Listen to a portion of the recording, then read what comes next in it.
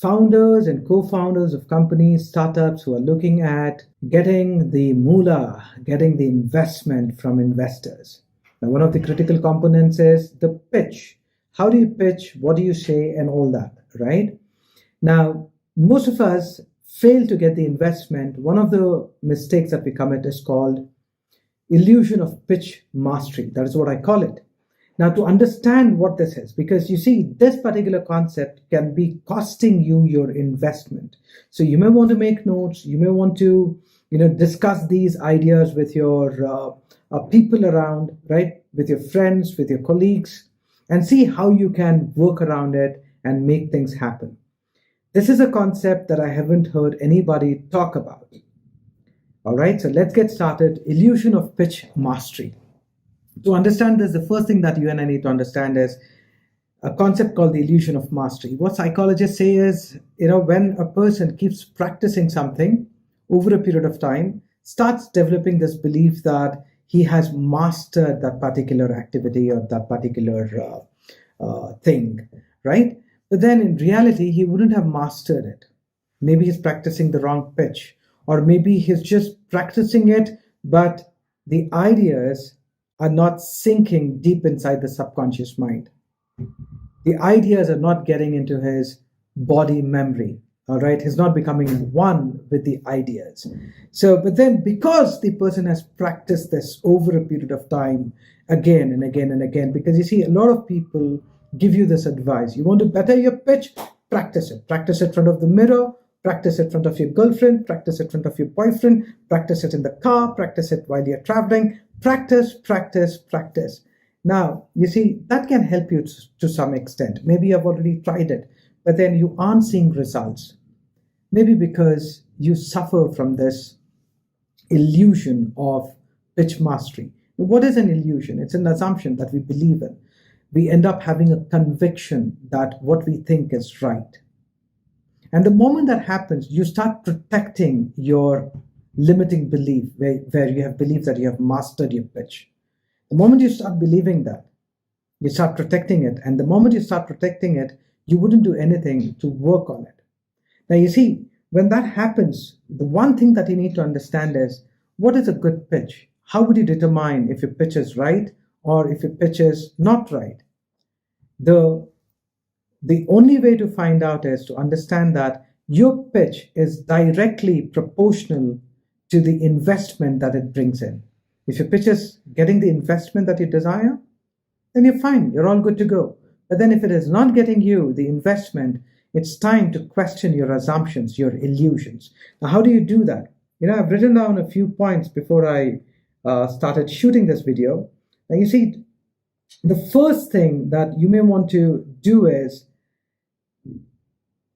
you may want to develop an attitude of a learner. You may want to become a learner. That is, start having an open mind. It's also called the growth mindset and all that, right?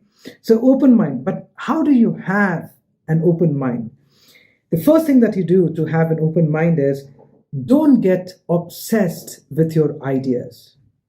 Don't get deeply attached to your ideas, because when you do this, when you obsess over your ideas, you get deeply attached to your ideas, right? You defend them and you get to keep them. You wouldn't be ready to change, right? And then number two, be ready to experiment with new ideas.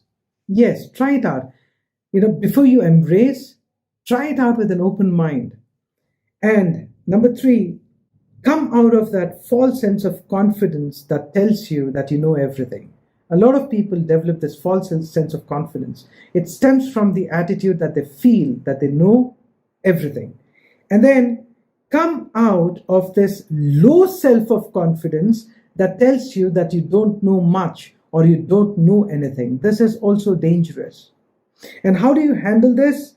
You handle this by seeking diverse perspectives from different people, experts from your own industry, and also people who do not belong to your industry. They might give you a fresh perspective, an unexpected and useful perspective. And then a new idea, new perspective, a useful perspective can come out from maybe an 8-year-old kid's mouth. Yes, listen to children, talk to them. Ask them what it is. All right. But then don't overdo it.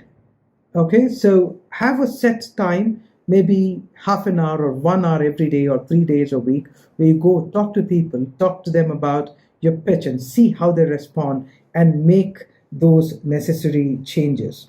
Right. And then if you want to take this to the next level, you need to work on the single most important factor that determines the success or failure of your business. And that is called the mental models and schemas that you have about yourself, that you have about the people around you, and the mental models and schemas that you have about the business world. Now, this is the most important factor. And if you want me to help you with it, I certainly can help you, mentor you, develop empowering mental models and schemas that can make you unstoppable. But remember this: seek diverse perspectives, learn from people.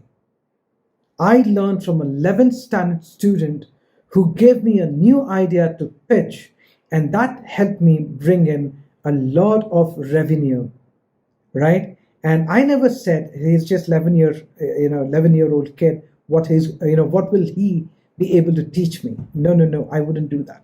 Similarly, if you're ready to learn what mental models and schemas are to your business, to yourself, and to the success of your business, get in touch with me. Let us work together and let's achieve our desired results.